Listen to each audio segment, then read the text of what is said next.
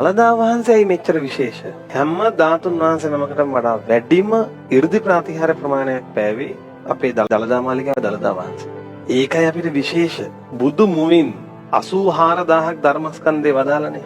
මේ 84000ම ධර්මස්කන්ධය අපේ දළදා වහන්සේ ස්පර්ශ කළා තියෙනවා. මම දැක්ක දළදා වහන්සේගේ එක විස්මිත ගුණයක්. දළදා වහන්සේට පුළුවන් එක රැයින් ලංකාවේ හතර දිග්භාගේ විසිරලා පැතිරලා ඉන්න බෞද්ධ සියලු දෙනා නුවරට ගෙන්නන්න. පුදුමයි. දළදා වහන්සේ වන්දනා කරන්න පොලිමේ ඉන්න පිනක් තියෙන්න ඕන. දළදා වහන්සේ වන්දනා කරගන්න කියලා ගෙදරින් එළියට එන්නත් පිනක් තියෙන්න ඕන. දළදා වහන්සේ වන්දනා කරගන්න බැරි වුණත් ඒ වන්දනාවට ය아가න්න බැරි වුණත් ඒ ගැන අහලා හිත පහදව ගන්න පවා පිනක් තියෙන්න ඕන. ඒ නිසා දළදා වහන්සේ බැහැදකින් යන්න. කිහින් හැරිලා එන්න උනොත් කමක් නෑ. ගිහිල්ලා දළදා වහන්සේ දැක ගන්න ලැබුණොත් කවර කතාවක්.